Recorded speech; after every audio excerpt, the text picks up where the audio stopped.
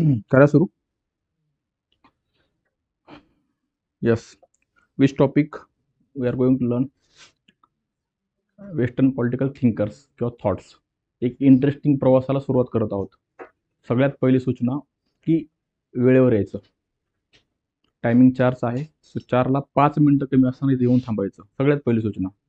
दुसरी सूचना काय की जे काय आपण शिकत आहोत प्रत्येक गोष्ट आता आज 1-2 दिवस मी तुम्हाला शिकवणार आहे. त्यानंतर प्रत्येक दिवस मी तुम्हाला त्याच दिवशी तुम्हाला नोट्ससुद्धा प्रोव्हाइड करणार आहे त्या विषयाच्या. आणि जोपर्यंत तुम्हाला टॉपिक समजत नाही कोणताही असेल तोपर्यंत पुढे जायचं नाही आपल्याला. वर्गामध्ये नाही समजला तर मला एकदा विचारा, दोनदा विचारा. तरी नसेल समजला तर मला क्लासच्या नंतर विचारा की सर हा टॉपिक मला समजून सांगा. माझा एक्सपिरियन्स किंवा माझा अनुभव असा आहे की तिसऱ्या वेळेस किंवा दुसऱ्या वेळेस मुलांना समजून जातो. बरोबर. त्याचबरोबर आपली एक नवीन मेथड आपण या ठिकाणी सुरू करणार आहोत की जो टॉपिक आपण शिकलेलो आहोत उदाहरणार्थ प्लेटो आज आपण सुरुवात करतोय किंवा सॉक्रेटिसला आपण सुरुवात करतोय. तर त्याच्यावर आलेले प्रिव्हियस इयरचे क्वेश्चन आपण तो टॉपिक संपल्याच्या नंतर लगेच लिहिणार आहोत. एकदा जर ह्या मेथड आपण फॉलो केल्या तर तुम्हाला असा कोणताच भाग राहणार नाही की जे तुम्हाला माहीत नाहीये. सगळ्यात महत्त्वाची गोष्ट कोणती असेल PSIR मध्ये? Your conceptual clarity. जी काही कॉन्सेप्ट आहे ही चांगली तुम्हाला समजली पाहिजे. जर ती चांगली समजली तर तुम्ही त्याच्यावर उत्तर लिहू शकणार आहात. आणि माझं असं वैयक्तिक मत आहे की डिस्क्रिप्टिव्ह पॅटर्नचा क्लास ऑफलाईनच करावा rather than online. You are lucky की तुम्ही ऑफलाईन बसताय, कारण की काही कॉन्सेप्ट ह्या थोडेसे डिफिकल्ट असतात किंवा ऑफलाईन जेवढी तुमची रेग्युलरिटी राहते तेवढी ऑनलाईन राहत नाही. बरोबर. सो एक इंटरेस्टिंग प्रवास आपण करणार आहोत एकदम छान पद्धतीने. सगळ्यात महत्त्वाची गोष्ट काय तर आपण उजळणी खूप करणार आहोत याची. जरी कोणी 25चा असेल जो ह्या वर्षी मेन्सला अपेअर होतोय राज्यसेवेच्या, त्यांनी सुद्धा काळजी करायची गरज नाही. किंवा आता ऑनलाईन काय जण घेणार आहेत म्हणजे मी जसं सूरज सरांशी बोलणारच आहे की जे विद्यार्थी 25ला अपेअर होत आहेत मेन्सला ते आपला क्लास जॉईन करतायत. शेवटच्या टप्प्यात असं जर झालं की यार क्लास कंप्लीट होत नाही वेळेमध्ये, माझी करणार्थी अकॅडमी मी त्याला तो फ्रीमध्ये ॲक्सेस देणार आहे. त्या विद्यार्थ्याला तिथं बॅच कंप्लीट झालेली आहे. सो तो फास्टमध्ये ते सुद्धा बघू शकतो. म्हणजे आपण दोघांचा विचार करतोय, 25च्या मुलांचाही करतोय आणि 26च्या मुलांचाही करतोय.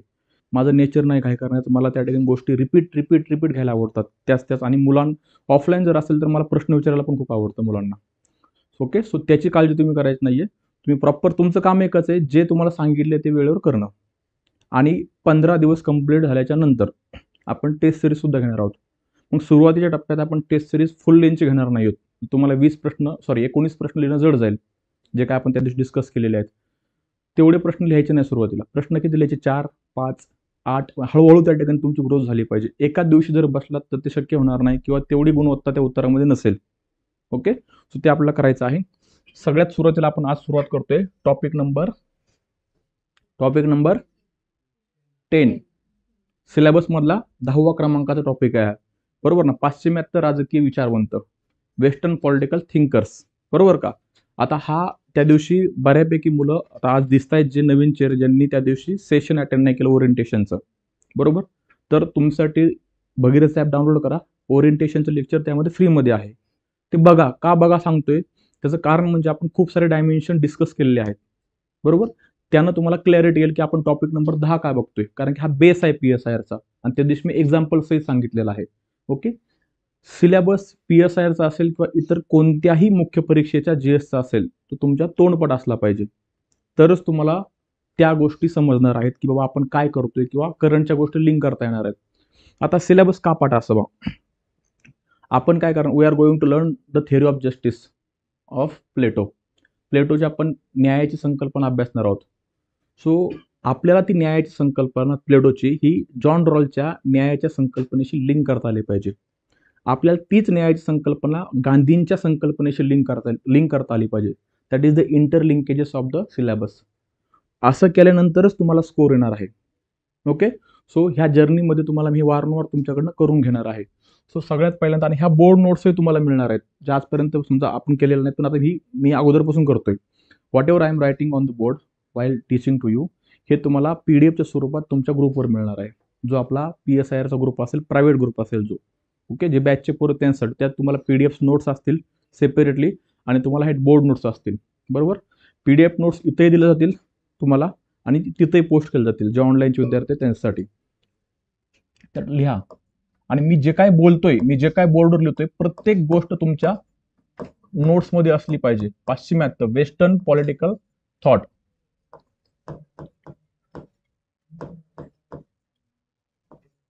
तुमच्या मनात काही जरी शंका असेल तर मला सरळ विचारा की सर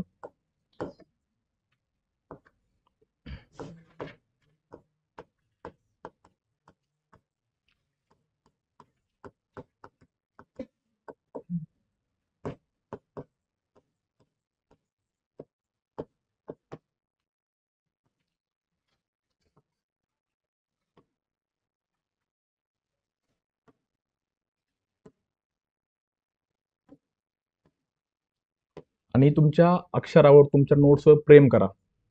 म्हणजे काय की तुम्ही जे काय त्या ठिकाणी लिहिताय हे खूप छान लिहा. तुम्हाला नंतर वाचायला स्वतःला चांगलं वाटलं पाहिजे. आपण काय लिहिलं आपल्यालाच नंतर कळत नाही, अशी परिस्थिती नको व्हायला. सो यामध्ये एकूण 11 थिंकर्सचा आपला अभ्यास करायचा आहे. We are going to learn 11 thinkers in the topic number first. बरोबर. 11 थिंकर्स आपला अभ्यास आहे. त्यामध्ये वेस्टर्नचे जे एन्शियंट कालखंडामधले आहेत ते 3 आहेत. बरोबर. मॉडर्नचे आपण जवळजवळ त्या ठिकाणी सगळेच अभ्यासणार त्यानंतरचे. बरोबर का. 8 जे आहेत ते पूर्ण मॉडर्नचे आहेत. सो वेस्टर्न जे आहेत पहिले एन्शियंट कालखंडातले 3 म्हणजे कोणते? सॉक्रेटिस, प्लेटो आणि अरिस्टॉटल. हे तीनही थिंकर एकमेकांवर अवलंबून आहेत. जर तुम्हाला प्लेटो नीट समजला तरच तुम्हाला, जर तुम्हाला सॉक्रेटिस नीट समजला तरच प्लेटो समजणार आहे. प्लेटो नीट समजला तर सॉक्रेटिस समजणार आहे. का माहिती आहे का? व्हाय? प्लेटोचा शिष्य कोण आहे? अरिस्टॉटल आहे. ओके. आणि Aristotle has criticise to the Plato. Plato शिष्य कोण आहे? अरिस्टॉटल आहे. बरोबर. आणि अरिस्टॉटलनं प्लेटोवर टीका केलेली आहे. टीका केली म्हणजे काय की त्याच्या गुरुच्या असलेल्या गोष्टींमध्ये त्यानं सुधारणा केलेली आहे. मग अरिस्टॉटलला सुधारित प्लेटो असं म्हणतात. म्हणजेच काय की त्यानं त्याच्या गुरुच्या संकल्पनेमध्ये सुधारणा केलेली आहे. मग सुधारणा काय केलेली आहे हे समजण्यासाठी प्लेटो नीट समजलेला पाहिजे. समजते का? एकमेकांवर डिपेंड आहेत. सो आज आपण प्लेटोला सुरुवात करून सॉक्रेटिस मध्ये जाणार आहोत. सॉक्रेटिस संपवणार आहोत. देन अगेन प्लेटो. ओके. सॉक्रेटिस डिरेक्टली आपल्या सिलेबसचा पार्ट नाहीये. तुमच्या सिलेबसमध्ये सॉक्रेटिस मेन्शन नाही. पण आपण का अभ्यासतोय? बिकॉज प्लेटो समजून घ्यायचं असेल तर सॉक्रेटिसने समजून घ्यावं लागेल. ओके. तर बघा प्लेटो.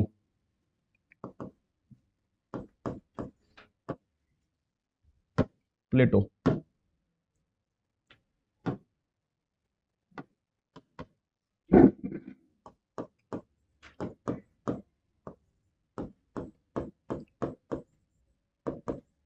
ओके.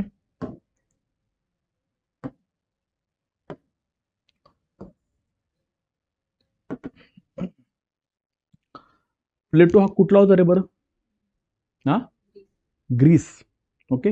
ग्रीसमध्ये पण ॲथेन्स या नगर राज्याचा होता. कुठला होता? ॲथेन्स. आजचे जसे आपले राज्य आहेत, आजचे जे राज्य आहेत महाराष्ट्र वगैरे, एवढे मोठे सुद्धा राज्य नव्हते. एका शहराच्या साईज एवढेच आणि शहरापेक्षा कमी लोकसंख्या असेल असे छोटे छोटे राज्य होते. मग प्लेटो वॉज फ्रॉम ॲथेन्स. हा कुठला होता? तर ॲथेन्सचा होता. ओके. सो ह्याचा कालखंड काय माहिती आहे का? इसवी सन पूर्व, त्याला आपण BCE म्हणतो, बिफोर कॉमन एरा. ओके. इसवी सन पूर्व 428 हा त्याचा जन्म आहे. Okay. Before common era. Okay. आणि ही वॉज फ्रॉम ॲथेन्स.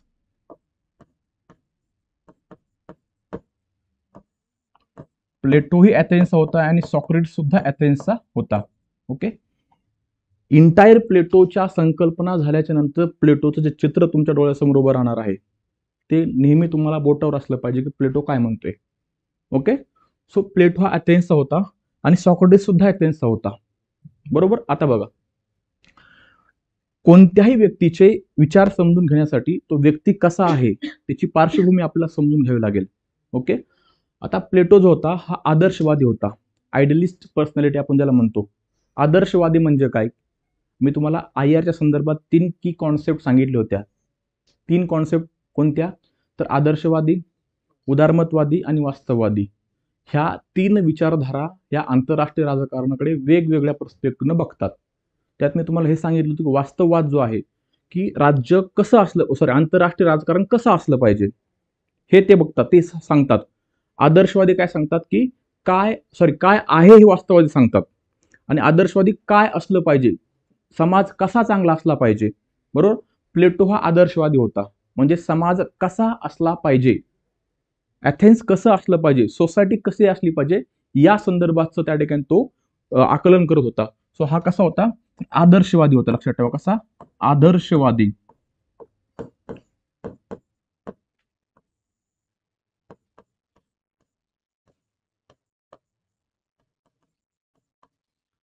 आदर्शवादी काय असलं पाहिजे याच्यावर नेहमी फोकस करतात. How society should be.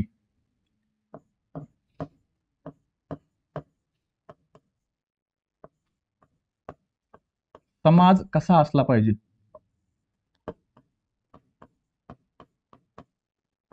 Okay. प्लेटोला समजून घ्यायचे तर प्लेटो कसा होता हे आपल्याला समजावं लागेल. त्याचबरोबर प्लेटो वॉज रॅडिकल. प्लेटो हा मूलगामी होता. लगेच ज्यावेळेस मी एखादा शब्द बोलतो घाबरून जायचं नाही, मी तो एक्सप्लेन करणार असतो. ओके. प्लेटो हा मूलगामी होता, म्हणजे प्लेटो हा आदर्शवादी समजलं. आदर्शवादी म्हणजे सोसायटी कशी असली पाहिजे हे सांगणारा व्यक्ती. Okay.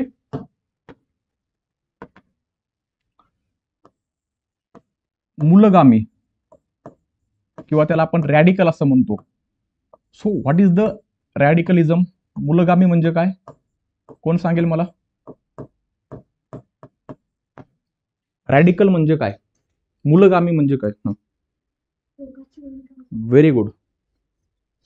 A person who is taking the extreme thoughts, who have extreme thoughts, extreme steps, टोकाचे विचार असणारा व्यक्ती. आता प्लेटो जो होता याला समाज बदलायचा होता.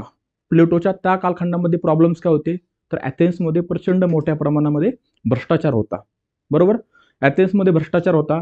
ॲथेन्समध्ये जो राज्यकर्ता वर्ग होता हा करप्टेड होता, भ्रष्टाचार होता. त्यानंतर जे शिक्षक होते हे त्या ठिकाणी विद्यार्थ्यांनी व्यवस्थित शिकवत नव्हते, चुकीचं मार्गदर्शन करत होते, सोपिस्ट म्हणून होती, मी पुढे सांगणार तुम्हाला. बरोबर. सो या ठिकाणी त्याला राज्यामध्ये असला भ्रष्टाचार संपवायचा होता. मग तो काय सांगतो बघा, म्हणजे मूलगामी म्हणजे नेमकं काय हे तुम्हाला आता ह्या एक्झाम्पल मधून समजेल. तो म्हणतो जर भ्रष्टाचार संपवायचा असेल तर समाजामधली कुटुंब संस्था संपवावी लागेल आपल्याला. कुटुंब संस्था म्हणजे काय, व्यक्ती भ्रष्टाचार कोणासाठी करतो रे, पैसा कोणासाठी कमवतो, आपल्या कुटुंबासाठी, आपले मुलं बाळ बायको वगैरे वगैरे. तो म्हणतो जो राज्यकर्ता वर्ग आहे त्यांनी लग्न करावं, पण लग्नाच्या नंतर मुलं बाळ झाल्याच्या नंतर त्या ठिकाणी ते मूल राज्याकडे सोपवून द्यावं. त्या राजाला सुद्धा समजलं नाही पाहिजे माझं मूल कोणतं आहे, त्यामुळे तो भ्रष्टाचारच करणार नाही. ही जी कुटुंब संस्था आहे, फॅमिली इन्स्टिट्यूशन्स, ही संपवण्याची चर्चा कोण करतोय, प्लेटो.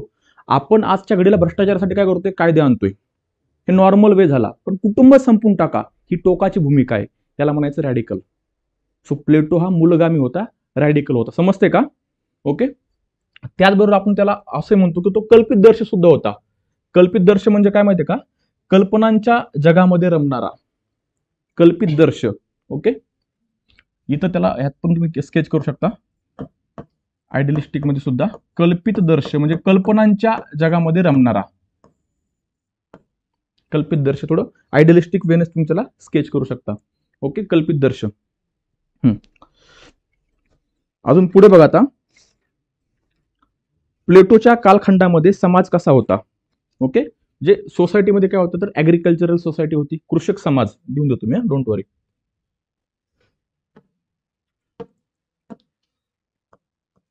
तत्कालीन परिस्थिती.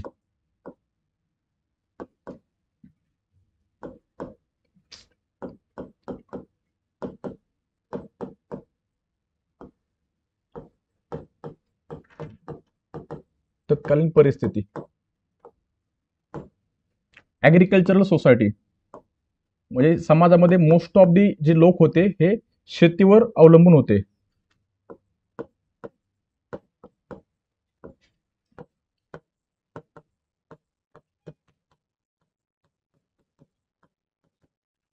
देन भ्रष्टाचार प्रचंड मोठ्या प्रमाणात होता.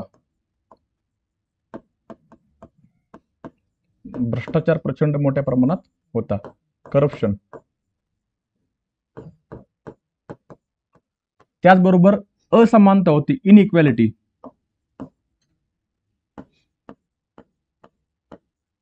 असमानता.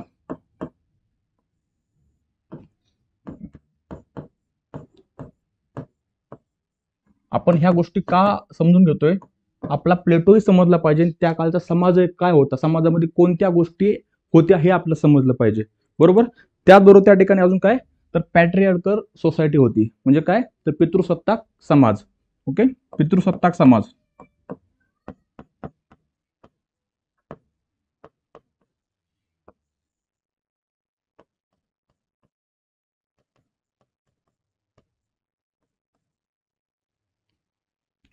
सो ही त्या काळची परिस्थिती आपल्याला ॲथेन्स मधली पाहायला मिळते.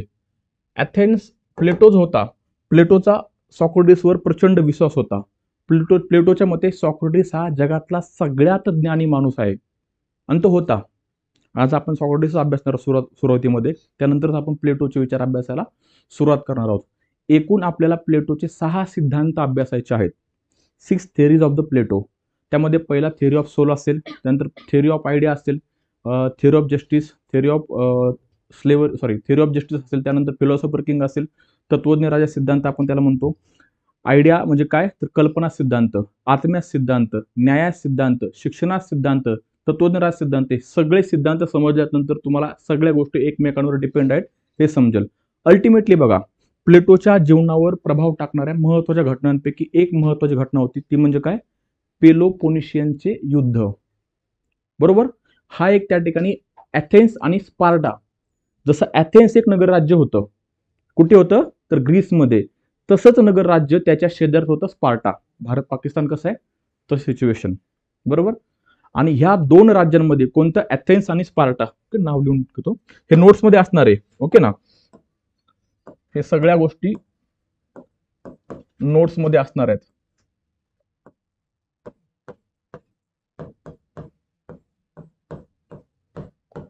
ह्या दोन राज्यांमध्ये लक्षात ठेवा, तब्बल 27 वर्ष युद्ध चाललं. किती, 27 वर्ष. आणि अल्टिमेटली कोण जिंकलं, तर स्पार्टा जिंकलं. लक्षात ठेवा, कोण जिंकलं, तर हे स्पार्टा राज्य जिंकलं. जर आपण भारताच्या होतो, जर पाकिस्तान जिंकलं, आपलं किती वाईट वाटतं. ही जी घटना आहे का, ही घटना प्लेटोच्या आयुष्यावर खूप मोठा प्रभाव टाकून गेली. ह्या युद्धाच्या अगोदर प्लेटोचा ॲथेन्सच्या बद्दल दृष्टिकोन काय होता, की ॲथेन्स कधीच हरू शकत नाही, ॲथेन्स हे महान राज्य आहे, बरोबर. आणि ह्या युद्धामध्ये ॲथेन्सचा झालेला पराभव हा प्लेटोच्या जिव्हारी लागला, की असं कसं होऊ शकतं, आपलं जे महान राज्य हे कसं काय हरू शकतं, बरोबर.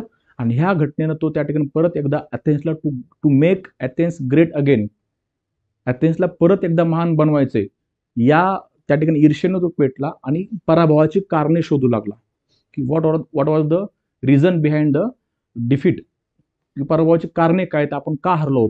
ओके, सो पेलोपोनेशियन चे युद्ध, पेलोपोनेशियन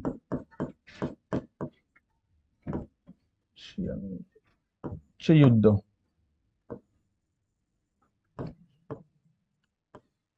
आता ही जी गोष्ट आहे लक्षात ठेवा, हे मी वारंवार रिपीट करणार आहे. आता जे सुरुवात झालेली आहे, what ever I am teaching you today, हे मी रिपीट करणार आहे जोपर्यंत प्लेटो समजत नाही, जोपर्यंत थिंकर संपत नाही, जोपर्यंत इंटायर PSR संपत नाही, कारण की ह्या गोष्टी परत परत पुढे येणार आहेत. ओके, आता हे किती, तर 27 वर्ष युद्ध चाललं. ओके, आणि अल्टिमेटली यानंतर त्या ठिकाणी प्लेटोनं पराभवाची कारणे शोधायला सुरुवात केली. सगळ्यात पहिलं कारण त्यानं शोधलं की करप्शन, भ्रष्टाचार. असलेला राज्यकर्ता वर्ग जो आहे हा भ्रष्टाचारामध्ये प्रचंड गुंतलेला आहे, म्हणून आपलं राज्य ढासळलेलं आहे. मग तो म्हणतो to make Athens great again, त्यासाठी जो राजा आहे हा तत्वज्ञानी असला पाहिजे, म्हणजेच काय, तर philosopher king.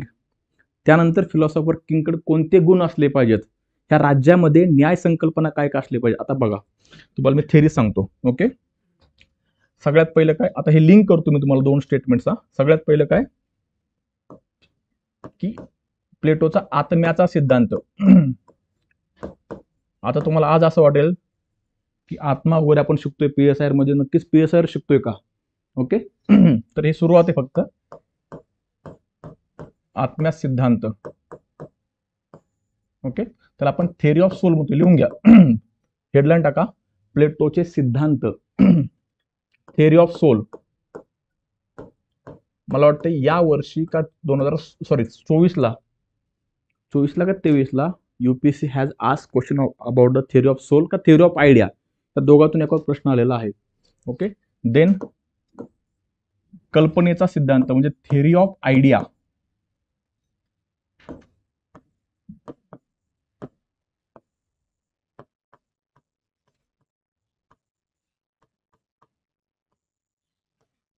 Theory of idea. आणि मी जे लिहितोय लक्षात ठेवा, म्हणजे ज्या स्पीडनं आपण शिकतोय PSIR, actually this is the right way. फास्टमध्ये PPT वाचून दाखवून पळवणे तिथपर्यंत त्या गोष्टी क्लिअर होत नाहीत. एक एक गोष्ट ऑर्गॅनिक वेनं शिकावी लागेल तुम्हाला, एकदम शांत पद्धतीने. त्याच वेळेस त्या गोष्टी लॉंग टर्मसाठी सस्टेन राहतील. घाई गडबड करून शिकायचं नाही. ओके, त्यानंतर थेअरी ऑफ जस्टिस म्हणजे न्यायाचा सिद्धांत, प्लेटोचा न्यायाचा सिद्धांत. मला मागची स्लाइड आणि ही स्लाइड मी लिंक करतो.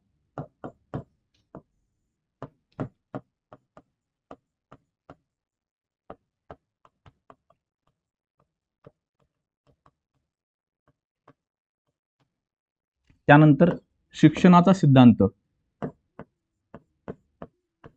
Theory of education. सिंपल आहेत खूप सिद्धांत, फक्त नीट आपल्याला लक्ष देऊन ऐकावं लागेल.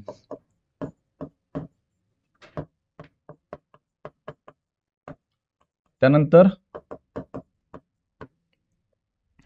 फिलॉसॉफर किंग, एक अजून कोणतरी राहिलेले, फिलॉसॉफर किंग आणि साम्यवाद. व्हेरी गुड, ह्याच्यावर सुद्धा प्रश्न आलेला आहे. साम्यवाद सिद्धांत. साम्यवाद ज्यावेळेस म्हणतो आपण, कोण आपल्या डोक्यात येतं रे बाळांनो? Karl Marx. त्याला कम्युनिझम असं म्हणतो ना आपण, थेअरी ऑफ कम्युनिझम. मग प्रश्न UPSC ने काय विचारला? What is difference between the plateaus communism आणि मार्क्स कम्युनिझम? आणि MPSC काय विचारेल की प्लेटोचा साम्यवाद सिद्धांत सांगा. MPSC काय विचारेल की हे प्लेटोचं हे जे आहे साम्यवाद एवढंच सांगा. UPSC ने काय विचारलंय तर आजचा जो मॉडर्न आहे प्लेटोचा कार्ल मार्क्सचा सिद्धांत कोणता? साम्यवादाचा. आणि ह्या प्लेटो साम्यवाद सिद्धांत, ह्या दोघांचा फरक विचारलेला आहे. म्हणजेच काय तर लिंकेज महत्वाचं आहे दोन्ही गोष्टी. आणि तिथं ज्यावेळेस आपण जाऊ कार्ल मार्क्सकडे, त्यावेळेस आपल्याला हे आठवावं लागणार आहे. मी तर घेऊन येणार तुम्हाला परत, त्याशिवाय गोष्टी होणार नाहीयेत. ओके, सो साम्यवाद येतं, आपण त्याला कम्युनिझम असं म्हणतो. आणि शेवटी आहे तत्वज्ञ राजा, फिलॉसॉफर किंग.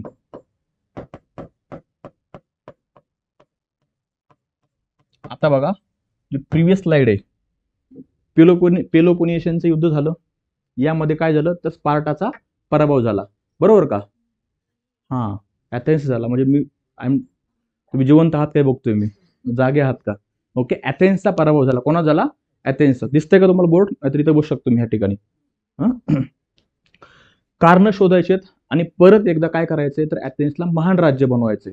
मग महान राज्य बनवत असताना ॲथेन्समध्ये न्याय कसा असला पाहिजे, ॲथेन्समध्ये शिक्षण कसं असलं पाहिजे, ॲथेन्समध्ये त्या ठिकाणी जी साम्यवाद संकल्पना, संपत्तीचे जे वाटप आहे हे कसं असलं पाहिजे, आणि ॲथेन्स मधला राजा कसा असला पाहिजे, तत्वज्ञ असला पाहिजे. मग त्यानंतर त्यानं हे वेगवेगळे सिद्धांत दिलेले आहेत.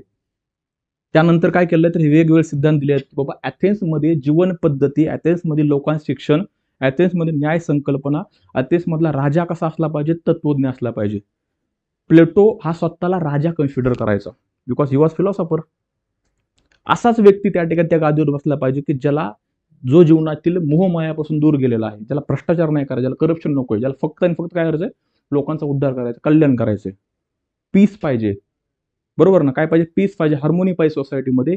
हेच अंतिम ध्येय तत्वज्ञ लोकांचं असतं. समजतंय का? आज सुरुवात झाली, ह्या गोष्टी हळूहळू तुम्हाला लिंक होतील. आता आपण त्या ठिकाणी हे सिद्धांत आपल्या अभ्यासाचे आहेत. आता प्लेटोवर प्रभाव असणारा अजून एक महत्वाचा घटक, हे काय बघितलं आपण तर ही जे आहे ही काय ह्या घटनेने काय केलेलं आहे तर प्लेटोवर प्रभाव टाकलेला आहे. दुसरं अजून एक महत्वाची त्या ठिकाणी घटना घडलेली आहे की जो सॉक्रेटिस होता, सॉक्रेटिस हा जगातला सगळ्यात ज्ञानी माणूस असं प्लेटोचं मत. तो अजून वेगवेगळ्या लोकांनी त्या ठिकाणी सॉक्रेटिसला ज्ञानी म्हटलेलं आहे. सो या सॉक्रेटिसला त्या कालखंडामध्ये असलेली जी राज्यव्यवस्था आहे यांनी काय केलं तर यांनी त्या ठिकाणी आत्महत्या म्हणता येणार त्याला आपला, त्यांना त्या ठिकाणी डेथची शिक्षा दिली, मृत्यूदंडाची शिक्षा दिली. कोणाला? सॉक्रेटिसला. त्याला काय म्हणते, हेमोलिक काहीतरी एक पॉयझन त्याला प्यायला लावलं. हेमोलिक नावाचं पॉयझन आहे ते त्याला प्यायला लावलं. बरोबर. सो ह्या घटनेतून तो एवढा प्रचंड प्रभावी झाला. आता त्या काळामध्ये ऑलिगार्की नावाची राज्य व्यवस्था होती. आज काय लोकशाही आहे. लोकशाही, ऑलिगार्की म्हणजे कुलीनशाही थोडक्यात. थोडक्यात हे दोन्ही लोकशाहीशी मिळतं जुळतं आहे. प्रॉपर लोकशाही नव्हती. कुठे? ॲथेन्समध्ये, जेव्हा सॉक्रेटिसला मृत्यूदंडाची शिक्षा दिली त्यावेळेस. पण त्या लोकशाहीशी मिळती जुळते. मग त्या ऑलिगार्कीची सिस्टम ज्या ह्याला पूर्णपणे प्लेटोने विरोध केला की यामुळे एका ज्ञानी व्यक्तीचा जीव गेलेला आहे. समजतंय का तुम्हाला? ओके. सो इथून सुरुवात झाली. आता आपला अभ्यास आहे सॉक्रेटिस. आता प्लेटो काय कालखंडासाठी साईडला ठेवायचा आहे. काय समजलं प्लेटोमध्ये नीट लक्षात ठेवा. Let's revise it for 2 minutes. सगळ्यात पहिलं, प्लेटो हा ॲथेन्सचा होता. प्लेटो हा आदर्शवादी होता. बरोबर. प्लेटो हा रॅडिकल होता. रॅडिकल म्हणजे काय? लास्ट, हां, आय थिंक काजल, बरोबर ना. मूलगामी म्हणजे काय?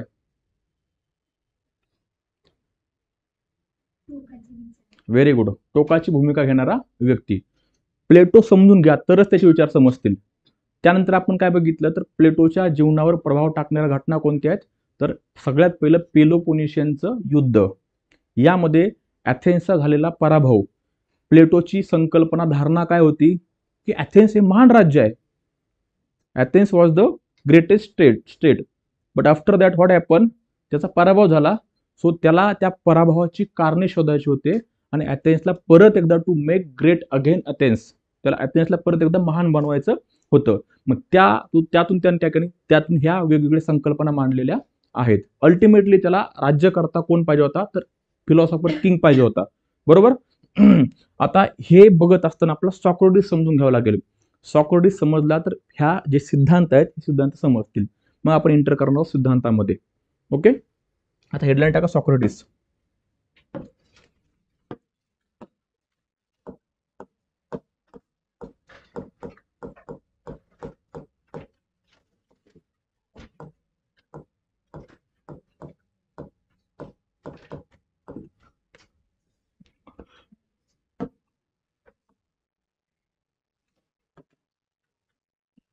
सॉक्रेटिस कुठला होता?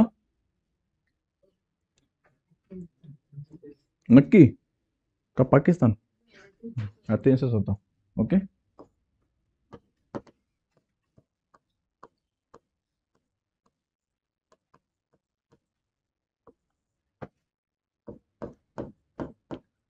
जगातील सर्वात ज्ञानी माणूस. आता सॉक्रेटिस हा तुम्हाला सिलेबसची नाहीये लिंक. ओके. पण याचा फायदा कुठे होतो तुम्हाला सांगतो. अजून काही गोष्टी प्लेटोच्या बद्दल राहिल्यात बरं का. इंट्रोडक्शन मध्ये त्याचं त्या ठिकाणी पुस्तक आहे, रिपब्लिक द लॉज नावाचं पुस्तक आहे. त्याला राजकीय तत्वज्ञानात जनक म्हणतात. ते सगळ्या गोष्टी मी सांगणार आहे. जस्ट सुरुवात केली आपण. ज्ञानी माणूस, आणि त्याला सगळ्यात ज्ञानी माणूस कोणी म्हटलेला आहे तर प्लेटोनं सुद्धा म्हटलेला आहे आणि वेगवेगळ्या लोकांनी म्हटलेलं आहे. जे धर्माचे त्या ठिकाणी जे गुरु होते, धर्मगुरू, त्यांनी सुद्धा त्याला ज्ञानी म्हटलेलं आहे. ओके. आता मृत्यूदंडाची शिक्षा. आपल्याला ह्याच्या इतिहासामध्ये जायचं नाहीये. आपल्याला फक्त त्याचे दोन महत्वाच्या थेअरी ज्या आहेत ना त्या समजून घ्यायच्यात. पहिलं थेअरी ऑफ नॉलेज, ज्ञानाचा सिद्धांत, थेअरी ऑफ नॉलेज. आता या ठिकाणी एक स्टेटमेंट आहे कोणाचं? तर सॉक्रेटिसचं, ज्याचं UPSCच्या 2021च्या एथिक्समध्ये विचारलेला प्रश्न आहे आणि मला वाटतं निबंध सुद्धा विचारलेला आहे. Unexamined life is not worth living. परीक्षण न केलेले जीवन जगणे योग्य नाही. बरोबर का? आता बघा, हा व्यक्ती कसा, ह्याला त्या ठिकाणी काय म्हणतात तर त्या ठिकाणी फादर ऑफ फिलॉसॉफी आणि फादर ऑफ एथिक्स. मग फादर ऑफ एथिक्स म्हणजे एथिक्समध्ये येणारच ना तो आपल्या GS4 मध्ये. त्याला तत्वज्ञानाचा जनक आणि नीतिशास्त्राचा जनक म्हणून सुद्धा ओळखलं जातं. लिहून घ्या. तत्वज्ञानाचा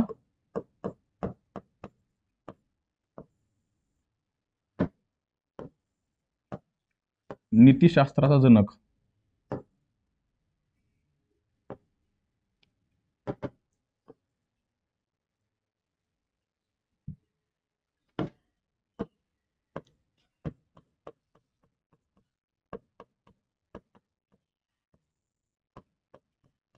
ह्या जे स्टेटमेंट असतात का तत्वज्ञानात जनक वगैरे, हे तुम्हाला इंट्रोडक्शन मध्ये कामी पडतात. प्लेटो संदर्भ प्रश्न आला तर प्लेटो काय, तर प्लेटो हा राजकीय तत्वज्ञानात जनक आहे. सॉक्रेटिस काय आहे, तर राज्यशास्त्राचा जनक आहे. बरोबर का? कशाचा आहे? नीतिशास्त्राचा. तत्वज्ञान आणि नीतिशास्त्र. बरोबर का? इंग्लिश. ओके. हे मला वारंवार विचारा बरं का. हा, father of philosophy and father of ethics. Okay, father of philosophy and father of ethics. ठीक आहे. आता हेडलाईन टाका.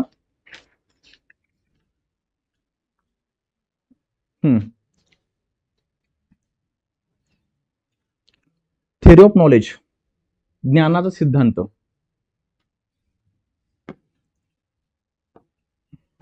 सॉक्रेटिसचा ज्ञानाचा सिद्धांत.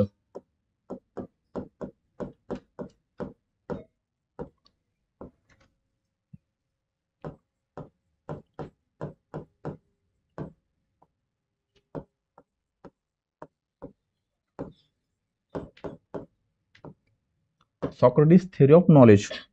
ओके, बघा, खूप साधं आहे, खूप इंटरेस्टिंग आहे. आपण कधीच हे जे फॅक्ट सॉक्रेटिसनं सांगितले त्याबद्दल याकडे कधीच आपण बारकाईने लक्ष देत नाही. आपण नेहमी दुर्लक्ष करतो. ज्यावेळेस तुम्ही मेडिटेशन कराल त्यावेळेस तुम्हाला मी जे सांगतोय ते चांगलं कळेल. नाही केलं तरी काही प्रॉब्लेम नाही, मी सांगतो समजून. ओके, बघा, या ज्ञानाच्या सिद्धांतामध्ये सॉक्रेटिस काय सांगतोय. सॉक्रेटिस म्हणतोय आपण फक्त आयुष्य जगतोय. आपण आयुष्य जगतोय आणि आपण भौतिक गोष्टींच्या मागे लागलेलो आहोत. We are running behind the materialistic things. भौतिक गोष्टी म्हणजे काय, घर, गाडी, बंगला, पैसा, याच्या मागे आपण धावतोय. We are running behind the materialistic thing. आणि आपण त्याच गोष्टींना काय समजतोय की हे आयुष्य चांगलं आहे. त्याच गोष्टींना आपण त्या ठिकाणी एक गुड लाईफची कॉन्सेप्ट आपण समजत आहोत. बट ते जे आयुष्य आहे हे खरं आयुष्य नाहीये. ते आयुष्य जे आहे ते खरं आयुष्य नाहीये. हे जे सांगतोय सरळ सरळ तुम्हाला प्रश्न येणार नाही, पण ह्याचा बेस माहीत असणं गरजेचं आहे. प्लेटो समजून घ्यायला, अरिस्टॉटल समजून घ्यायला, अगदी तुम्हाला एथिक्समध्ये गांधींचे विचार तरी त्या ठिकाणी लिंक करायचे आहेत. अगदी अरविंद घोष असतील, अगदी विवेकानंद असतील, यांना तुम्ही एकाच पंक्तीमध्ये बसू शकता सॉक्रेटिसच्या. समजते का? कारण की ते इथिक्सच्या संदर्भात महत्वाचे आहेत, इथिकल नॉलेज त्या ठिकाणी देतात. तर हा काय म्हणतो की त्या कालखंडामध्ये सोफिस्ट नावाचे लोक होते. सोफिस्ट म्हणजे शिक्षक. बरोबर, दोन विचारांच्या परंपरा होत्या, एक सॉक्रेटिसला पाळणारी आणि दुसरी सोफिस्टला पाळणारी. सॉक्रेटिस काय करतायत तर त्या ठिकाणी ऑर्गॅनिक लर्निंगवर फोकस करतात, म्हणजे तत्वज्ञानाच्या ज्ञानावर त्या ठिकाणी ते फोकस करतात. कोण? तर सॉक्रेटिसवादी. बरोबर, जे सॉक्रेटिसला पाळतायत. म्हणजे सोफिस्ट आहेत. सोफिस्ट हे मटेरियलिस्टिक गोष्टींच्या मागे धावत आहेत. बरोबर, सो इथे मी सोफिस्ट असं लिहितो. सोफिस्ट.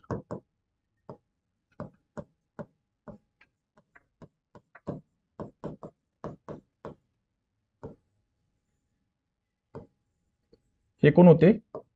त्या कालखंडामध्ये शिक्षक होते, टीचर्स, जे पैसा घेऊन शिकवायचे, पेड टीचिंग. बरोबर, आणि हे विद्यार्थ्यांना जे ऐकायला चांगलं वाटतं ते शिकवायचे. तुम्हाला काय ऐकायला चांगलं वाटतं? उदाहरणार्थ, सर तुम्ही त्या ठिकाणी गॉसिप करा. सर तुम्ही आता ठीक हे कॉम्पिटेटिव्ह एक्झामचा क्लास याचा असं चालणार नाही, पण मी बारके मुलांना पण शिकवले, 8वी 9वीच्या वगैरे. त्या मुलांना एज्युकेशनल नकोय, शिक्षण नकोय, तुम्ही त्यांना गप्पा मारा की असा पिक्चरची अशी स्टोरी आहे, ते एकदम मन लावून ऐकतील. हे विद्यार्थ्यांना ऐकायला आवडतंय. तसंच त्या ठिकाणी त्या कालखंडामध्ये हे राजकारणात शिक्षण द्यायचे. पॉलिटिकल टीचर्स होते की राजकारणामध्ये प्रवेश कसा करायचा, भाषण संवाद कौशल्य, कम्युनिकेशन स्किल कशी इम्प्रूव्ह करायची. बरोबर, सो हे त्या ठिकाणी हे शिक्षक जे आहेत हे विद्यार्थ्यांना शिकवायचे की राजकारणामध्ये यशस्वी कसं व्हायचं, how to become successful in the politics. पण यशस्वी झाल्याच्या नंतर तुम्ही लोकांचे काम करायचे याबद्दल शिकवत नव्हते. तुम्ही पैसा कमवा, तुम्ही गाडी घ्या आणि तुम्ही तुमचं आयुष्य चांगलं जगा, म्हणजे मटेरियलिस्टिक थिंग्स. काय? तर भौतिक गोष्टींचं शिक्षण.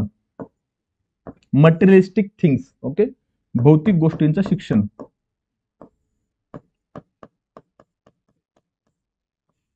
Materialistic things.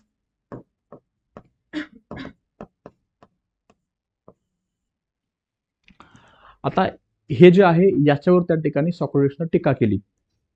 सॉक्रेटिस म्हणतात तुम्हाला जे आयुष्याबद्दलचे ज्ञान अवगत आहे ते खरं ज्ञान नाही. तुम्हाला जे आयुष्याबद्दल ज्ञान आहे ते अवगत ते खरं ज्ञान नाहीये. खरं ज्ञान म्हणजे काय? म्हणजे त्या ठिकाणी तुम्हाला चांगलं आयुष्य जर जगायचं असेल तर ज्ञान त्या ठिकाणी माहीत असणं चांगलं ज्ञान असणं गरजेचं आहे. आणि चांगला ज्ञानाचा सोर्स कुठून आहे? तर तुमचा आत्मा, तुमची सोल. तुमची सोल जी आहे ती तुम्हाला नेहमी योग्य व अयोग्याचं मार्गदर्शन करत असते. युअर सोल म्हणजे तुमची सोल जी आहे ना तुम्हाला अंतिम मार्गदर्शन करत असते नेहमी. बरोबर. सो ती सोल त्या ठिकाणी सोलचं मार्गदर्शन तुम्हाला जर घ्यायचं असेल तर तुम्हाला तुमच्या आत्म्याचा आवाज ऐकून घ्यावा लागेल. आता हे प्लेटो आणि अरिस्टॉटल जर सोडले तर नंतर आत्मा वगैरे कोण म्हणत नाही. ही सुरुवात आहे जस्ट आत्म्याची. एकदा हे संपलं की नंतर इंटरेस्टिंग कार्यक्रम सुरू होतो. सो हे म्हणताय काय म्हणतो सॉक्रेटिस की चांगल्या आयुष्यासाठी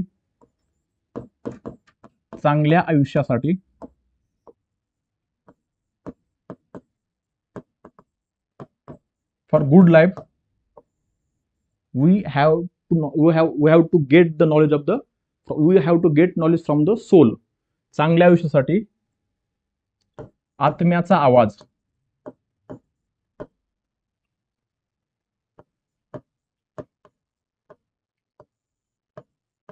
महत्वाचा आहे. ओके. फक्त जीवन काय किंवा लाईफ म्हणजे काय? जीवन म्हणजे काय? What is life? What is life हे समजून घेणं फक्त महत्वाचं नाही. तर त्या ठिकाणी चांगलं आयुष्य जगायचं असेल तर तुमच्या आत्म्याचा आवाज, तुमच्या सोल जो आहे तो तुम्हाला अंतिम मार्गदर्शक ठरणार आहे. असं कोण सांगतोय? तर सॉक्रेटिस सांगतोय. ओके. सो थेअरी यामध्ये काय म्हणतोय? युअर सोल, तर तुमचा आत्मा त्या ठिकाणी काय तर इम्पॉर्टंट आहे तुमच्यासाठी, तुम्हाला मार्गदर्शन करायला.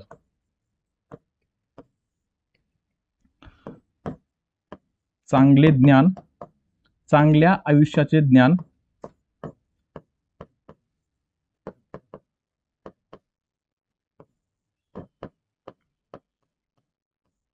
तुमच्या आत्म्यातून मिळणार आहे. ओके. आता जे इंग्लिश मिडियमचे विद्यार्थी त्यांना उद्यापासून ऑलरेडी एक दिवस अगोदर नोट्स मिळतील इंग्लिशमधून. कारण की तुम्हाला थोडंसं होऊ शकतं मागे पुढे 19-20 की सर नेमकं काय बाबा.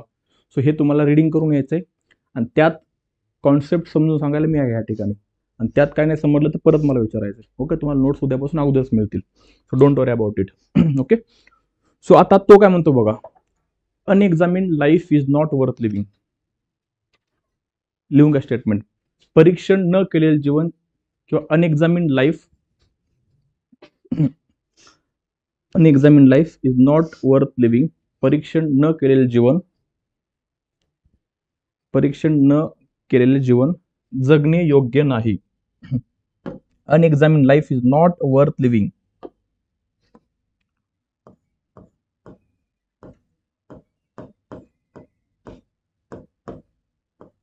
अनएक्झामिन्ड life is not worth living. परीक्षण न केलेले जीवन जगणे योग्य नाही.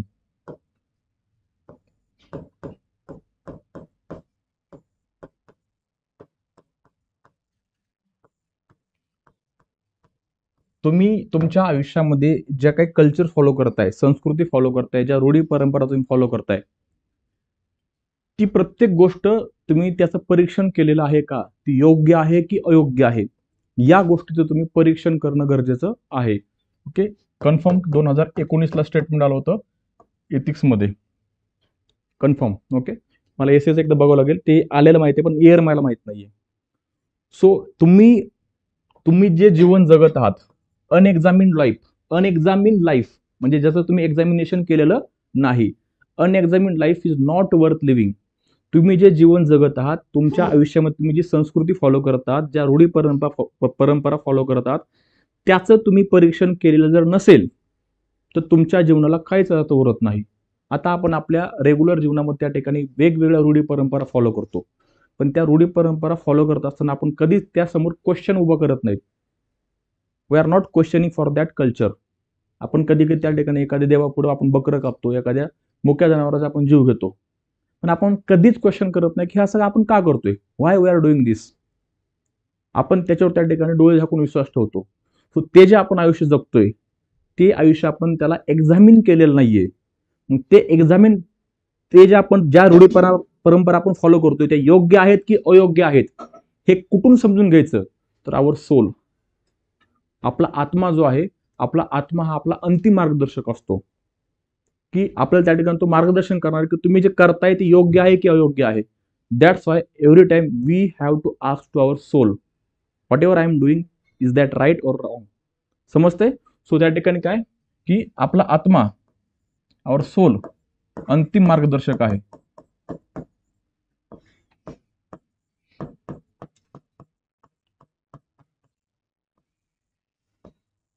ओके, सो व्हॉट एव्हर आपण ह्या 2 लाईन लिहून घ्या. तुम्ही लिहून ना घेऊ. हां, बरं ठीक आहे, लिहून घेऊ नका, मी तुम्हाला नोट्स देईल त्या, नो वरी. ओके, ठीक आहे. आता पुढे बघा, त्यानंतर त्या ठिकाणी तो म्हणतो की ज्ञान जे आहे आपलं, हे आपलं म्हणजे एक 3 त्या गोष्टी सांगितल्या. नॉलेज इज व्हर्च्यू म्हणजे काय बरं? Knowledge is virtue.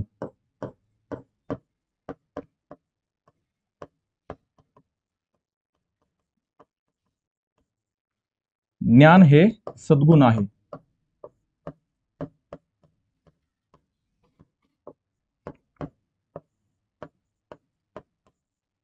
वर्च्यू म्हणजे काय? सद्गुण म्हणजे काय? सद्गुण म्हणजे काय? तुम्ही नेहमी, तुम्ही जर थोडंसं वारकरी परंपरा वगैरे किंवा देवधर्म जर बघत असेल, सद्गुण हा शब्द तुम्हाला आपल्या रिलिजियस जे ग्रंथ आहेत त्यात तुम्हाला वारंवार ऐकायला भेटतो. सद्गुण असलं पाहिजे माणसाने. सद्गुण म्हणजे चांगले गुण, माणसामधले चांगले गुण. ओके, सो चांगले गुण तुम्हाला कुठून मिळणार आहेत? तर तुमच्या ज्ञानामधनं मिळणार आहेत. जर तुम्हाला चांगलं आयुष्य जगायचं असेल, if you want to live a good life, तर तुमच्याकडे त्या चांगल्या आयुष्याचं ज्ञान असणं सुद्धा गरजेचं आहे. सो अल्टिमेटली हा ज्ञानाला महत्त्व देतोय आपण. थेरी ऑफ नॉलेज बघतोय, ज्ञान. तो म्हणतो ज्ञान असणं आणि चांगल्या आयुष्याचं ज्ञान असणं हे खूप गरजेचं आहे. ओके, सो हे आता आपल्या त्या ठिकाणी बेसिकली आपण सॉक्रेटिस संदर्भात समजून घेतलेलं आहे. युपीएससी न त्या ठिकाणी आतापर्यंत सरळ सरळ सॉक्रेटिसवर प्रश्न विचारलेले नाही, इनडायरेक्टली प्रश्न विचारलेले आहेत किंवा इथिक्समध्ये प्रश्न आलेला आहे आणि एमपीएससी विचारेल असं मला वाटत नाही.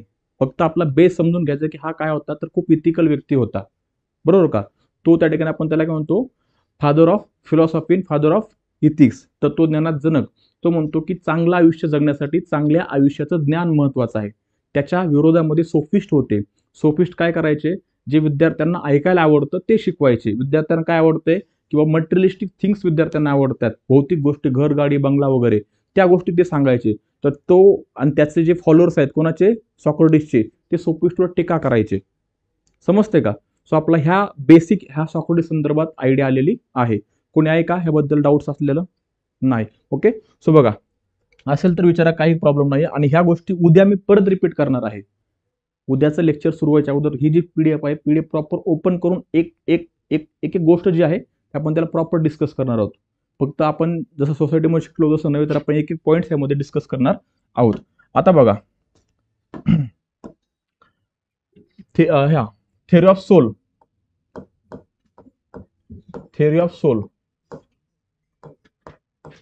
कोणाची थेअरी आहे? ही प्लेटोची आहे.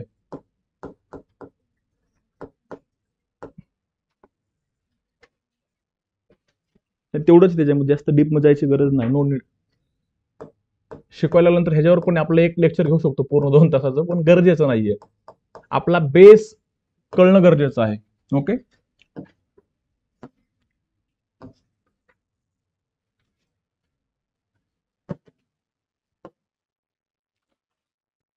आत्म्या सिद्धांत आता थोडंसं भयावह आहे. आत्मा एका ठिकाणी दुसऱ्या ठिकाणी जातो असं सांगतो हा कार्यकर्ता. म्हणजे कोण?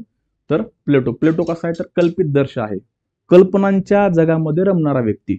मग त्याने कल्पना केलेल्या आहेत. तो तर कसा आहे? तर आयडियलिस्टिक आहे, बरोबर का? आता ह्यानं काय केलं बघा, हे खूप इंटरेस्टिंग आहे. असं सुद्धा स्टेटमेंट परीक्षेला विचारलं जाऊ शकतं की प्लेटो believes in natural inequality. Explain. प्लेटो हा लिहून घ्या कुठतरी, म्हणजे कसं आहे तुम्हाला हे मी एक्सप्लेन करतो. प्लेटो believes in natural inequality. Plato हा नैसर्गिक असमानतेवर विश्वास ठेवतो. such kind of statement can be asked. Plato believes in natural inequality. Plato हा नैसर्गिक असमानतेवर विश्वास ठेवतो. Natural inequality.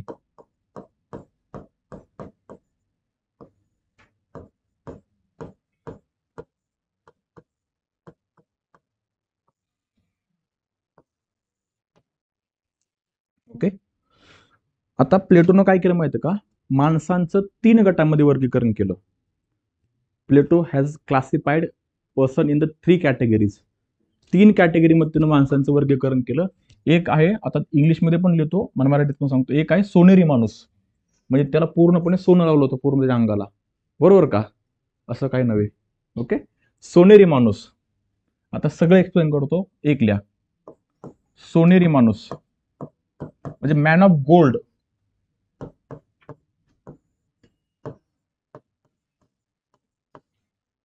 Man of gold.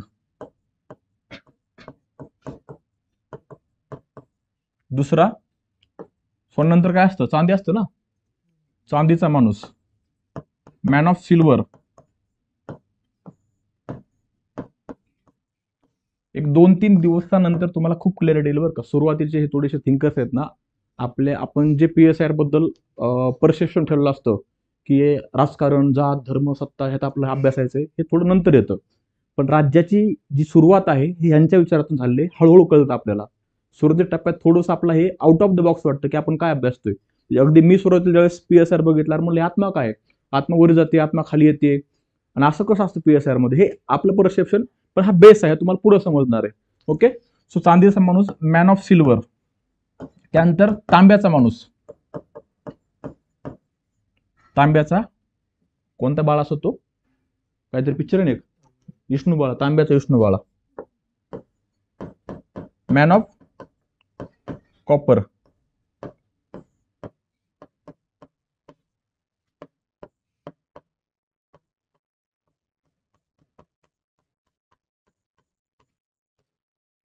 आता बघा, इंटरेस्टिंग आहे खूप. प्लेटो म्हणतो त्या ठिकाणी जो व्यक्ती ज्याच्याकडे रॅशनॅलिटी आहे, विवेक आहे, आता त्या व्यक्तीला आपल्याला काय करायचं, ह्या गाठामध्ये ठेवायचंय. ओके. सगळ्या गोष्टी सांगतो, घाबरू नका. विवेक किंवा रॅशनॅलिटी. विवेक. ओके. धैर्य किंवा त्या ठिकाणी आपण त्याला काय म्हणतो, साहस, फायटिंग स्पिरिट. आणि ह्या ठिकाणी काय तर भूक आणि वासना. डोंट वरी, सगळं सांगणार आहे. जे सुरुवात झाली आपली. ॲपेटाईट.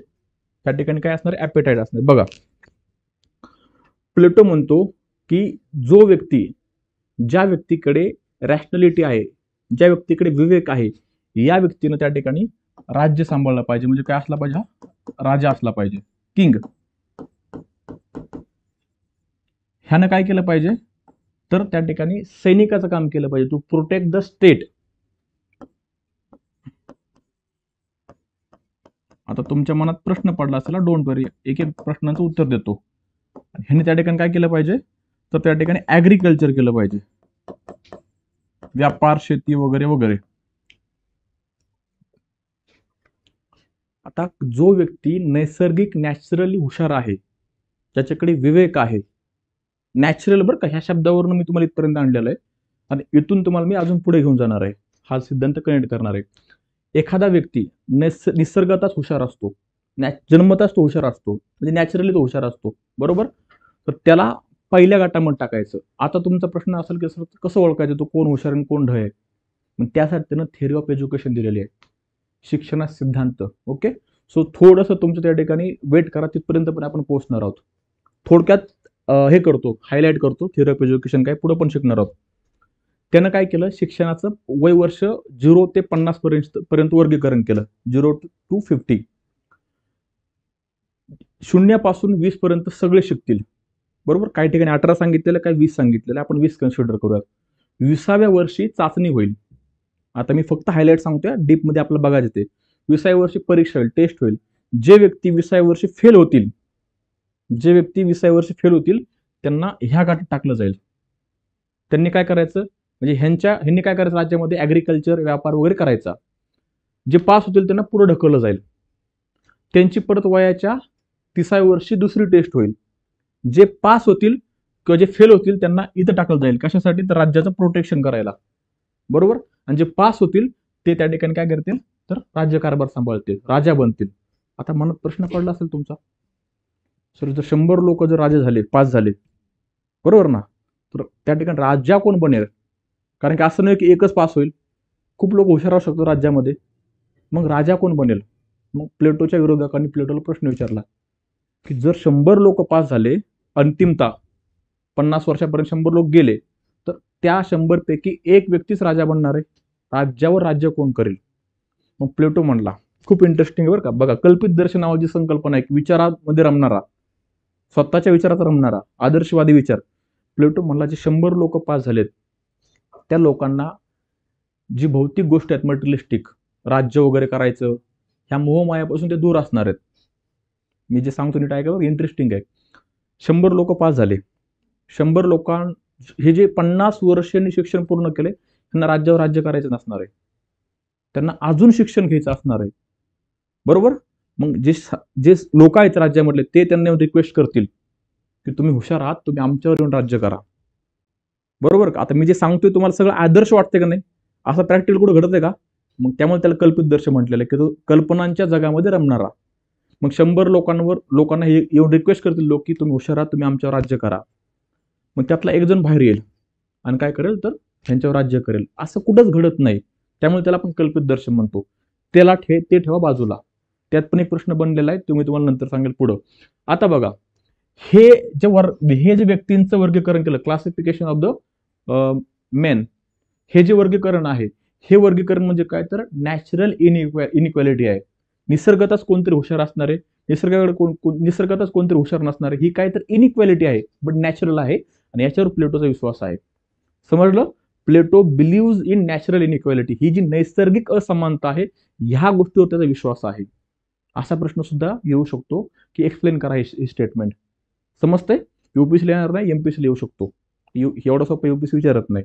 आणि आला तरी येऊ शकतो, कारण की एक प्रश्न वारंवार येतोय यूपीएससी मध्ये, ह्या वर्षी पण आलता की Plato was an enemy of open society. Karl पॉपरचं स्टेटमेंट आहे, वारंवार प्रश्न विचारलेला आहे.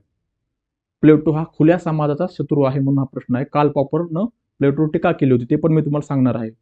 Plato was an enemy of open society. Plato हा खुल्या समाजाचा शत्रू आहे असं कार्ल पॉपरनं म्हटलेलं आहे. ह्याच्यावर आतापर्यंत 3 वेळा यूपीएससीने प्रश्न विचारलेला आहे. फक्त ह्यावेळेस जे विचारलंय ना 25च्या मेन्सला, हे थोडंसं फिरून विचारलेलं आहे. तोच प्रश्न आहे, फक्त फिरून विचारलेला आहे. ओके, असो. आता बघा, we are learning theory of soul, आत्म्याचा सिद्धांत. आता बघा काय म्हणतो प्लेटो, की व्यक्ती ज्यावेळेस मृत्युमुखी पडतो, ओके, आता हे थोडंसं तुम्हाला आउट ऑफ द बॉक्स वाटेल बरं का, म्हणजे आपण आत्मा वगैरे जे अभ्यास थोडा आउट ऑफ द बॉक्स वाटेल. ज्यावेळेस माणूस मरतो, माणूस मेल्याच्या नंतर, ओके, त्याचं फक्त शरीर संपतं, आत्मा संपत नाही. ती आत्मा काय करते, तर भटकते. ओके, आहे का, असं काय नाही. व्यक्ती त्या ठिकाणी मृत्युमुखी पडल्याच्या नंतर त्याचे फक्त शरीर संपतं, आत्मा संपत नाही. आत्मा जाते कुठं, तर आत्मा जाते त्या ठिकाणी जे देव आहेत, देवांच्या राज्यामध्ये. आत्मा कुठं जाते, देवांच्या राज्यामध्ये. ओके, आणि देवांचं राज्य म्हणजे काय, तर परफेक्ट स्टेट. बरोबर ना, सगळ्या गोष्टी सुरळीत असणार आहेत. आता हे परत एकदा कल्पित दर्श व्यक्ती, हा विचार फक्त काय करतोय, आदर्श विचार करतोय. ओके, सो हे ते देवांचं जे राज्य आहे ते कसं असणार आहे, तर परफेक्ट असणार आहे. आता बघा, ह्या ठिकाणी मृत्युमुखी पडलेला व्यक्ती काय करतोय, तर देवांच्या राज्यात त्याची आत्मा जाते. ह्या ठिकाणी असलेल्या परफेक्ट गोष्टींचा तो काय करतोय, तर ऑब्झर्वेशन करतोय. आणि त्याचा पुनर्जन्म सुद्धा होणार आहे. बरोबर, त्याचा पुनर्जन्म सुद्धा होणार आहे. आता पुनर्जन्म झाल्याच्या नंतर, आता हा जो व्यक्ती हा व्यक्ती जो मृत्युमुखी पडलाय, ह्याची आत्मा जर विवेकी आत्मा असेल, विवेकी आत्मा म्हणजे काय, नॅचरल तो हुशार आहे. बरोबर, तर ही विवेकी आत्मा ह्या ठिकाणी जाणार आहे आणि ह्या ठिकाणी असलेल्या परफेक्ट गोष्टींचं ऑब्झर्वेशन करणार आहे, जे काही त्यानं ऑब्झर्व केलेलं आहे. आणि त्याचा पुनर्जन्म झाल्याच्या नंतर ह्या ठिकाणी तो पृथ्वीवर आला परत. ओके, सो पृथ्वीवर त्या ठिकाणी जे काय ऑब्झर्व केलेलं आहे त्याचं इम्प्लिमेंटेशन या ठिकाणी करणार आहे. एवढंच आहे, याच्यामध्ये जास्त काय नाहीये. आणि सरळ थेअरी ऑफ आयडिया खूप महत्वाचा, ज्याचा प्रश्न येतो युपीसी मध्ये आतापर्यंत आलेलं, एक दोन वेळेस आलेला आहे. सो ह्यात त्याला काय सांगायचंय की परफेक्ट जी आत्मा आहे ना, आत्मा संपत नाही, ती वारंवार त्या ठिकाणी रिपीट होते. आणि जी विवेकी आत्मा आहे, आपण ज्याला म्हणतो रॅशनल सोल, ही सोल त्या ठिकाणी देवाच्या राज्यामध्ये परफेक्ट गोष्टींचं ऑब्झर्वेशन करून त्या ठिकाणी खाली येते आणि त्या गोष्टी इम्प्लिमेंट करते. ह्याच्या पलीकडे काहीच नाही ह्याच्यामध्ये. आणि लय डोकं सुद्धा लावू नका ह्याच्यामध्ये, कारण की ह्याच्यावर आतापर्यंत एकदाही युपीएससीचा प्रश्न विचारलेला नाही, नॉट अ सिंगल इयर. आणि एमपीएससी विचारण्याचा संबंधच नाहीये.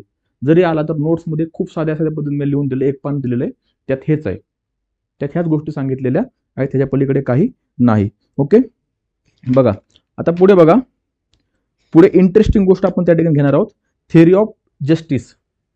हे बघा, ह्यात परत सांगतो एवढं काही नाही ह्यामध्ये, त्यामुळे मी जास्त वेळ घालत नाही. ओके, थेअरी ऑफ जस्टिस, न्यायाचा सिद्धांत.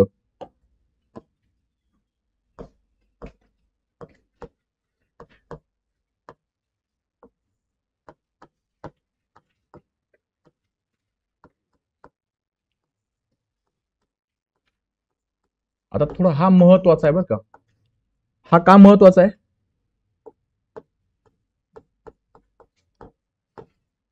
हा महत्वाचा का आहे? आपल्याला हा लिंक करायचा आहे.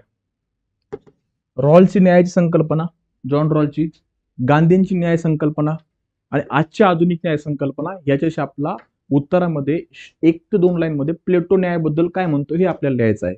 ओके, आणि इंटरेस्टिंग आहे थोडस. आता डायलेक्टिक्स नावाची एक संकल्पना आहे, त्याला आपण मराठीमध्ये द्वंद्ववाद असं म्हणतो. कोणाला माहिती आहे का डायलेक्टिक्स म्हणजे काय?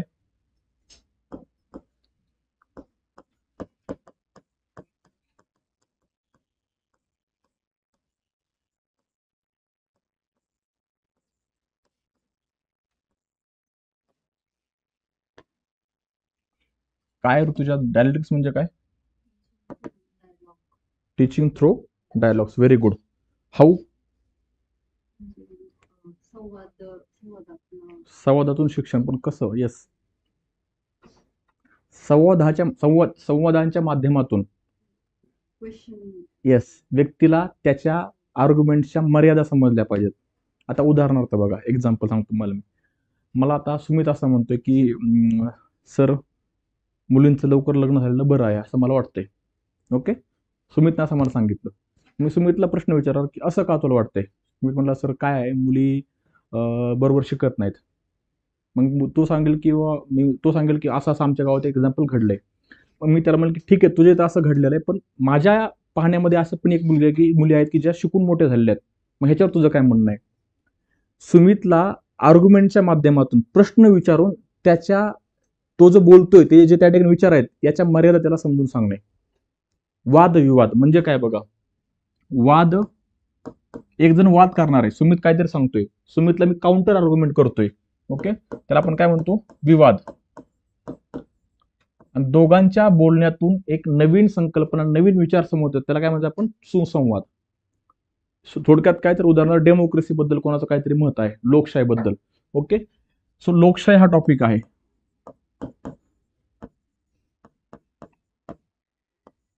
लोकशाही हा टॉपिक आहे, बरोबर. आता लोकशाहीबद्दल त्या ठिकाणी दोन व्यक्तिमत मांडतायत. एक म्हणतो लोकशाही चांगली आहे, एक म्हणतो लोकशाही वाईट आहे. मग आता त्या ठिकाणी जर सुमित म्हणतोय सर लोकशाहीमध्ये योजनांचं इम्प्लिमेंटेशन प्रॉपर होत नाही, त्यासाठी काय पाहिजे तर हुकुमशाही पाहिजे, खूप फास्ट योजना इम्प्लिमेंट होतात असं सुमित म्हणतोय. मग मी सुमितला काउंटर प्रश्न विचारला की यार मग हुकुमशाही चांगली आहे, पण हुकुमशाहीमध्ये लोकांच्या अधिकाराला महत्व दिलं जात नाही. जो हुकुमशाही लोकांच्या अधिकाराला महत्व देत नाही. मग सुमित त्या ठिकाणी, सुमितला हे समजलं की काही चांगल्या गोष्टी सुद्धा आहेत, काही वाईट सुद्धा गोष्टी आहेत, बरोबर. म्हणजेच काय तर क्वेश्चनिंग करून समोरच्या व्यक्तीला त्याच्या आर्ग्युमेंटच्या मर्यादा समजून सांगणे. ज्याची जे तुमचं परसेप्शन आहे त्या परसेप्शनवर वारंवार क्वेश्चन विचारणे. म्हणजे पहिली टीचिंग कशी असायची म्हणजे अगोदरच्या प्लेटोच्या, सॉक्रेटिसच्या कालखंडामध्ये, स्पेसिफिकली सॉक्रेटिस पण शिक्षकच होता, लक्षात ठेवा. तर त्याच्यासमोर विद्यार्थी बसायचे आणि तो विद्यार्थी प्रश्न विचारायचे आणि प्रश्न विचारल्यानंतर हा काउंटर प्रश्न करायचा. चर्चा, संवाद हे कंटिन्युअसली होत राहायचं. ह्यालाच म्हणायचं डायलेक्टिक्स. ह्यालाच काय म्हणायचं, डायलेक्टिक्स म्हणजे काय, तर व्यक्तीला चर्चेच्या माध्यमातून त्याच्या जे आर्ग्युमेंट्स आहेत त्याच्या आर्ग्युमेंटच्या मर्यादा समजून सांगणे. समजते, लोकशाही चांगली पण आहे वाईट पण, ह्यात त्या ठिकाणी दोन्हीचे आर्ग्युमेंट्स करून एक समोर नवीन पर्याय समोर येणार, त्याला आपण काय म्हणतो, सुसंवाद, वाद विवाद प्लस सुसंवाद. एक प्रकारे आपण जी डिबेट बघतो, उदाहरणार्थ संसदेमध्ये चालतं का आपल्या इंडियन पार्लमेंटमध्ये, ऍक्च्युली इंडियन पार्लमेंट म्हणजे एक प्रकारे मच्छी बाजारच आहे. आपण जे कन्सिडर करतो, जे आयडियल कंडिशन काय पाहिजे, की एखादं बिल आणलेलं विरोधकांनी सत्ताधाऱ्यांनी, त्या बिलावर विरोधकांनी आर्ग्युमेंट्स केले पाहिजे चांगल्या पद्धतीनं, की तुम्ही आणताय वक्फ बोर्डचं बिल आणताय, पण वक्फ बोर्डच्या बिलामुळे जी मायनॉरिटी आहे मुस्लिम कम्युनिटी यांच्यामध्ये अनिश्चितता निर्माण झालेली आहे, याच्यावर तुमचं काय मत आहे. विरोधकांनी हा प्रश्न केला पाहिजे, याच्यावर त्या ठिकाणी ज्यांनी बिल आणले त्यांनी योग्य उत्तर दिलं पाहिजे, परत निर्माण झालेला प्रश्न विचारला पाहिजे. ही प्रोसिजर डेमोक्रेसीमध्ये झाली पाहिजे. आपण काय करतो तर माईक तोडतो जाऊन तिथं. इंडियन पार्लमेंट काय होतं तर माईक तोडणे, कागद फाडणे, नशीब अजून कोणी कोणाला मारलेलं नाहीये.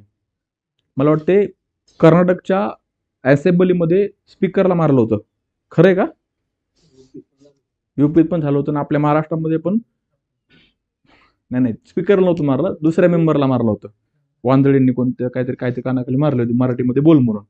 So this is not right way. म्हणजे आता हे वांदळ्याबद्दल बोलत नाही, सगळ्यांबद्दलच इंडियन पार्लमेंटमध्ये प्रॉपर आर्ग्युमेंट्स होणं अपेक्षित आहे. हे एक प्रकारचं वादविवादच आहे, की सत्ताधारी पक्षांना प्रश्न विचारणे, त्याच्यावर त्यांनी उत्तर देणे, ह्यांनी परत प्रश्न विचारणे, यातून एक चांगला पर्याय पुढे उभा राहू शकतो. यालाच थोडक्यात आपण डायलेक्टिक्स म्हणायचं. डायलेक्टिक्स तुम्ही बघा, तुम्ही कधीही कुठेही सॉक्रेटिसचा जर फोटो बघितला किंवा प्लेटोचा बघितला, गुगलवर सुद्धा 4-5 विद्यार्थी बसलायत आणि हा सुद्धा बसलाय आणि हा काहीतरी सांगतोय, प्रश्न विचारतोय, दॅट इज द डायलेक्टिक्स. विद्यार्थी आता हे तुम्हाला सांगणार आहे ह्या थिअरी ऑफ जस्टिसमध्ये.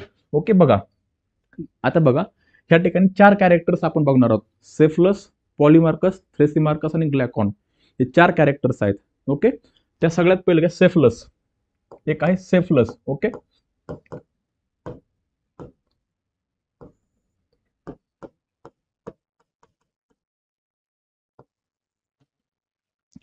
सो प्लेटो सेफलसला प्रश्न विचारतो की what is justice according to you, तुमच्या मते न्याय म्हणजे काय, बरोबर. मग प्लेटो काय म्हणतो की, सॉरी सेफलस काय म्हणतो की न्याय म्हणजे काय, की आपलं कर्तव्य पूर्ण करणे, to fulfil our own duties, that is the justice. असं कोण म्हणतं, सेफलस. सेफलस हे ग्रामीण भागातला व्यक्ती आहे, जास्त हुशार नाहीये. सेफलस म्हणतो स्वतःची कर्तव्य पूर्ण करणे म्हणजे न्याय होय. Okay, to fulfil our own duties. आणि आणि दुसरा आर्ग्युमेंट तो काय करतो की एखाद्याची घेतलेली वस्तू परत करणे, एखाद्याची घेतलेली वस्तू रिटर्न करणे म्हणजे न्याय होय, असं कोण म्हणतंय, सेफलस म्हणतोय. मग या ठिकाणी प्लेटो काय म्हणतो बघा, हे काय केलं तर आर्ग्युमेंट केलं. ओके ना, हे आर्ग्युमेंट कोणी केलं, सेफलसनं केलं. आता काउंटर आर्ग्युमेंट कोण करणार आहे तर प्लेटो करणार. प्लेटो म्हणतो की बाबा ठीक आहे, घेतलेली वस्तू सॉरी न्याय, स्वतःचं काम करणे म्हणजे कर्तव्य होय, सॉरी न्याय होय, स्वतःची ड्युटी पूर्ण, मी शिक्षक आहे, माझी ड्युटी काय तर तुम्हाला शिकवणे, पण घेतलेली वस्तू परत करणे याबद्दल मला शंका आहे. आता तो म्हणतो असं कन्सिडर कर की तू एखाद्याचा चाकू घेतलेला आहेस, बरोबर. सेफलसनं एखाद्या व्यक्तीचा चाकू घेतलेला आहे, बरोबर ना, आणि सेफलसनं काय केलंय तर बी नावाच्या व्यक्तीकडनं काय घेतलंय तर चाकू घेतलेला आहे, बरोबर का, कोणी घेतलेला आहे, सेफलसनं घेतलेला आहे. बी नावाचा व्यक्ती सेफलसकडे चाकू मागायला गेला आणि तो प्रचंड रागामध्ये आहे. कोण, बी नावाचा व्यक्ती, तो सेफलसकडे चाकू मागायला गेलेला आहे की माझा चाकू मला परत दे, पण तो रागामध्ये आहे, तो चाकू घेऊन कोणाच तरी हत्या करेल असं त्याच्या चेहऱ्यावर दिसतंय. मग तू काय करशील, कोणी विचारला, प्लेटोनं सेफलसला प्रश्न विचारला की बी नावाच्या व्यक्तीचा तो चाकू घेतला होतास, पण बी नावाच्या व्यक्ती तुझ्याकडे आलेला चाकू घ्यायला आणि त्या चेहऱ्यावर क्लिअर दिसतोय की हा चाकू घेऊन हत्या करणार आहे कोणाच्या तरी, तर तू चाकू परत करशील का, होतं काउंटर आर्ग्युमेंट. सो तो म्हणला की मी करणार नाही. मग घेतलेल्या वस्तू परत करणे म्हणजे न्याय असू शकत नाही, हे त्याला स्वतःलाच कळलं. ह्याला म्हणतात डायलेक्टिक्स, स्वतःच्या आर्ग्युमेंटच्या मर्यादा ओळखून देणे. आता सेफलसला काय कळलं की हा मी जे सांगतोय हे न्याय नाही बाबा, बरोबर का, हे अंतिम युनिव्हर्सल प्रिन्सिपल होऊ शकत नाही न्यायाचं, समजते. सो ह्या ठिकाणी काय तर कर्तव्य पूर्ण करणे हे न्याय असं त्या ठिकाणी समजलं गेलं. आणि दुसरं सांगितलं काय, घेतलेल्या वस्तू परत करणे, to return things whatever we have taken from the other person. उद्यापासून इंग्लिश मिडियमच्या विद्यार्थ्यांना अगोदरच नोट्स मिळतील. संध्याकाळी ग्रुपवर किंवा तुम्हाला मी अगोदरच बंचमध्ये नोट्स देईल, झेरॉक्स मारून घ्या त्याच्या. एक 2-2 चॅप्टर 3-3 चॅप्टर तुम्हाला अगोदर देईल आणि ते आदल्या दिवशी वाचून या. त्यात काय डाऊट्स असेल तर मी आहे, परंतु त्या सगळे त्यातला क्रक्स मी डिस्कसच करतो या ठिकाणी. ओके. आता बघा दुसरं आर्ग्युमेंट. दुसरं आहे त्या ठिकाणी कोण, तर पॉलीमार्कस. एक 3 लेक्चर होऊ द्या PSIR चे सगळ्यांसाठी. 3 लेक्चर नंतर तुम्हाला सगळ्या गोष्टी लिंक होतील. आता हे तुम्ही असं वाटतं की तुम्हाला असं वाटत असेल की आम्ही फिलॉसॉफी शिकतो काय मध्ये कधी तत्वज्ञान, कारण की आपल्या जगाशी जुळलेलं नाही, आपण मटेरियलिस्टिक जगात जगतोय, बरोबर का. हे आपल्यापेक्षा काहीतरी वेगळंच आहे, कारण हे फिलॉसॉफर होते. वेस्टर्न पॉलिटिकल थिंकर जे काय ते फिलॉसॉफर आहेत, म्हणून त्यांना आपण अभ्यासतोय, बरोबर का. तत्वज्ञानात जनक होते हे लोक, लक्षात ठेवा. आणि हा कोण आहे, तर राजकीय तत्वज्ञानात जनक आहे कोण, Plato, father of political philosophy. Socrates कोण आहे, father of philosophy, father of ethics. लक्षात ठेवा कोण, Socrates father of ethics, father of philosophy, Plato father of political philosophy, राजकीय तत्वज्ञानात जनक. याचे 2 पुस्तक आहेत प्लेटोचे. कोणते, एक रिपब्लिक अँड द लॉज, कुठं लिहून घ्या किंवा त्यात the Republic and the Laws, Republic and the Laws. Okay. Republic हे जे पुस्तक आहे प्लेटोचं, तरुण प्लेटोचं पुस्तक आहे, यंग प्लेटो.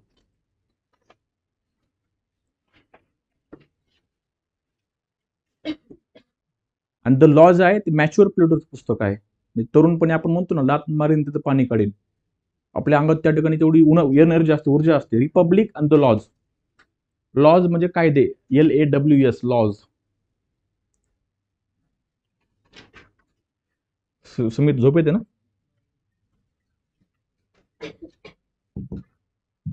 आता बघा, पॉलीमार्कस हा जो आहे हा सेफलसचाच मुलगा आहे. पॉलीमार्कस जो आहे हा ह्याचा मुलगा आहे, थोडा शिकलेला आहे. तो म्हणतो की तो म्हणतो त्या ठिकाणी मित्रासोबत चांगली वागणूक आणि शत्रूसोबत वाईट वागणूक म्हणजे न्याय होय. माझा मित्र आहे, त्याला मी काय करणार, त्यासोबत चांगलं वागणार आहे. शत्रू आहे, मी त्यासोबत वाईट वागणार आहे. हे कोणी आर्ग्युमेंट केलंय, पॉलीमार्कसनं. कोणाला सांगतोय तो, प्लेटोला सांगतोय. ओके. प्लेटो म्हणतो ठीक आहे, मला सांग how to identify who is your friend and who is your enemies. तुझ्या सोबत राहणारच तुला त्या ठिकाणी पाठीमागे गंडवत असेल तर तुला काय कळणार आहे, समजते का. असं होतं आपल्याबरोबर सुद्धा, आपल्यासमोर स्तुती करायची आणि पाठीमागे जाऊन त्या व्यक्तीची त्या ठिकाणी बदनामी करायची. हे तुमच्या आजूबाजूला तुमचे मित्र असतील किंवा सगळ्यांसोबत जे घडतंय, हे मटेरियलिस्टिक जग आहे. So how you are going to identify who is your friend, who is your enemies. Polemarchus म्हणतो नाही, ते सांगता येत नाही. I don't know how to identify, बरोबर का. सो ह्या ठिकाणी त्याचे आर्ग्युमेंट काय होतं की मित्रासोबत चांगले वागणे, good behaviour with the friend and bad behaviour with the enemies. मित्रांसोबत चांगले वागणे व शत्रूसोबत वाईट, हे सुद्धा प्लेटोन त्या ठिकाणी खोडून काढलं. शत्रूसोबत वाईट वागणे.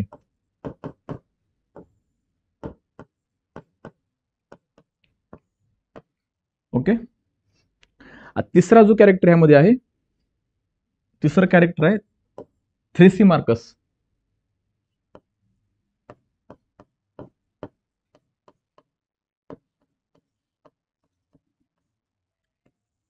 थ्रेसिमार्कस. आता हे जे कॅरेक्टर आहे थोडंसं सोफिस्ट विचारांचं होतं. कोणते विचार, सोफिस्ट. कोण होते सोफिस्ट, काजल. सोफिस्ट कोण होते, तालिबानचे सोफिस्ट कोण होते. Do not look at the notes. शिक्षक होते. कुठले होते, थांबा, कुठले होते सुमित, अथेन्सचे शिक्षक होते. परंतु ते शिक्षक कशावर फोकस, आता बघा माझं कसं असतं, एखाद्या मुद्द्यात गेलो त्याला परत अजून रिवाइज करायचे. कुठले होते, अथेन्सचे होते. आणि हे मटेरियलिस्टिक गोष्टींवर भर द्यायचे. हे विद्यार्थ्यांना काय शिकवायचे, जे विद्यार्थ्यांना ऐकायला आवडतं. राजकारणात कसा प्रवेश करायचा, भ्रष्टाचार कसा करायचा हे शिकवायचे. परंतु प्लेटोन यांच्यावर टीका केली, तुम्ही राजकारण शिकवताय परंतु राजकारणात प्रवेश करून सत्तेत गेल्यानंतर लोकांचं कल्याण करायचं तुम्ही शिकवा त्यांना. म्हणजे दोन्ही विचारांच्या 2 टोक होते, नॉर्थ अँड साऊथ. सोफिस्ट हे आयडियलिस्टिक, सोफिस्ट हे मटेरियलिस्टिक होते, हे त्या ठिकाणी पॉवरवर फोकस करायचे. आणि जे सोक्रेटिस्ट होते त्याच्या विचारांना फॉलो करणार, हे काय होते तर आयडियलिस्टिक होते. लक्षात ठेवा, फिलॉसॉफीला महत्व देणार होते. सो हा त्या कॅटेगरी मधला कार्यकर्ता होता थ्रेसिमार्कस हा म्हणतो त्या ठिकाणी काय, न्याय म्हणजे काय, तर न्याय म्हणजे जे पॉवरफुल आहेत स्टेट मधले त्यांचं हित जपावं राज्याने, जे पॉवरफुल आहेत राज्यामध्ये त्यांचं हित जपणे, लक्षात ठेवा, तरच राज्य टिकून राहणार आहे. समजते का? की आता उदाहरणार्थ तो काय म्हणतो, मग तो म्हणतो की जे पॉवरफुल आहेत they are paying the taxes to the states, आणि त्याच्या आधारावर ते काय करतायत, ते टॅक्स पेड करतायत, आणि त्याच्या आधारावर राज्य चालू आहे. त्याच्या आधारावर काय आहे, तर राज्य सुरू आहे. मग राज्यानं त्यांचं हित जपावं. मराठीमध्ये जर सांगायचं झालं, बलाढ्यांचे हित जपणे म्हणजे न्याय होय, असं कोण म्हणते, थ्रेसिमार्कस. लक्षात ठेवा, थ्रेसिमार्कस हा सोपिस्ट होता, तो म्हणतो बलाढ्यांचे हित जपणे.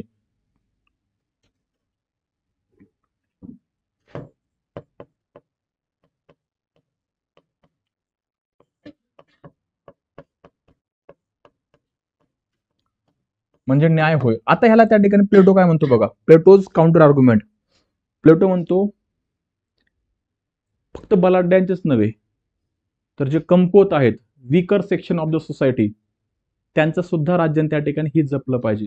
का? कारण की संख्येनं जास्त असतो, आणि ह्याला जर वाटलं की हे राज्य आमच्या विरुद्ध अन्याय करते, इनइक्वॅलिटी करते, तर दे कॅन रिवॉल्ट.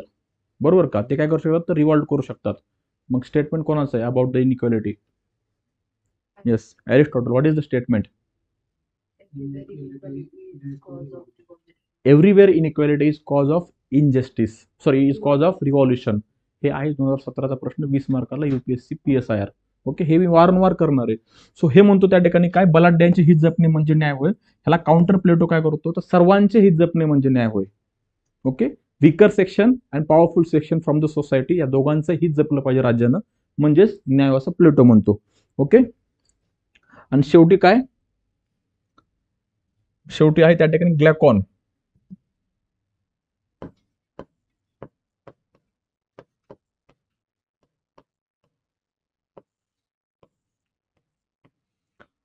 हा उलटा म्हणतो, थ्रेसिमार्कसच्या उलटा म्हणतो की कमकुवत सेक्शनचं हित जपणे. मग प्लेटो परत त्याला काउंटर आर्ग्युमेंट करतो की सर्वांचंच हित जपलं गेलं पाहिजे. सेम आर्ग्युमेंट त्या ठिकाणी प्लेटो त्याला करतो.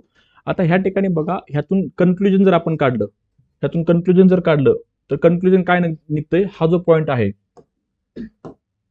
हा जो पॉइंट आहे ह्याला प्लेटो त्या ठिकाणी मान्यता देतो की कर्तव्य पूर्ण करणे म्हणजे न्याय होय. त्यानंतर काय, तर बाबा हा सर्वांचे हित जपणे म्हणजे न्याय होय. तो म्हणतो, हे बघा लिहून घ्या 2 statement. Knowledge is virtue, knowledge is virtue, ज्ञान हे सद्गुण आहे.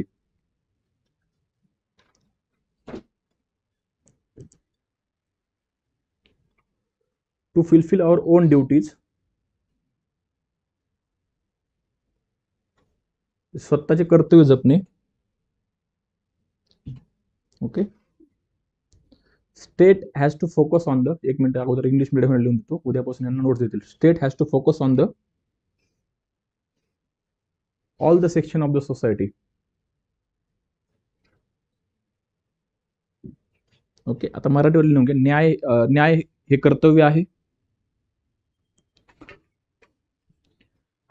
न्याय हे सद्गुण आहे, राज्याचे कायदे सर्वांसाठीच असावेत,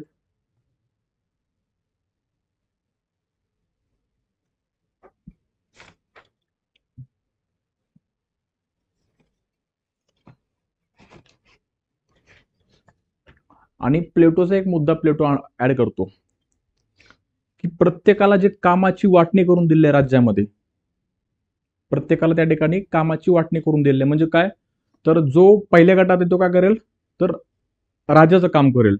दुसऱ्या गटात जो आहे तो काय करेल, तर संरक्षणाचं काम करेल. तिसऱ्या गटामध्ये काय, तर व्यापार, ऍग्रिकल्चर, इतर सर्व गोष्टी. ह्याला म्हणायचं कार्यात्मक विशेषीकरण.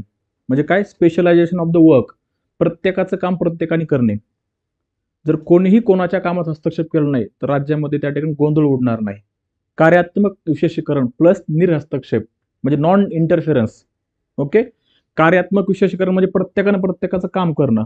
नॉन इंटरफेरन्स म्हणजे निर्हस्तक्षेप, कोणीही कोणाच्या कामात हस्तक्षेप करायचा नाही. असं जर असेल तर राज्यामध्ये शांतता असेल.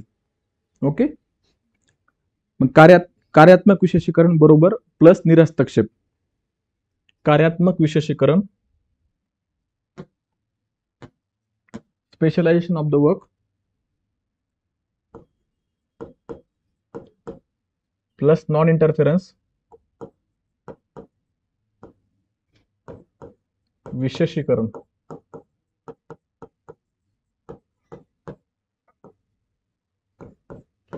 नॉन इंटरफेरन्स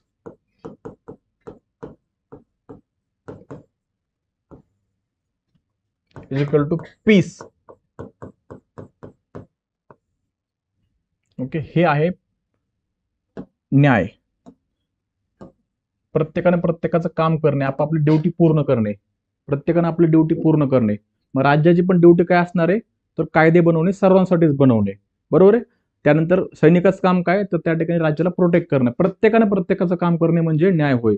आणि कोणीही कोणाच्या कामात हस्तक्षेप करायचं नाही. राज्यामध्ये शांतता राहणार आहे, म्हणजेच त्या ठिकाणी काय असणार आहे, तर जस्टिस असणार, न्याय असणार. कोणालाही आता ह्या ठिकाणी एखादा म्हणेल की मी कोणत्या गटामध्ये आहे, तर मी व्यापारी गटामध्ये किंवा ॲग्रिकल्चर गटामध्ये आहे.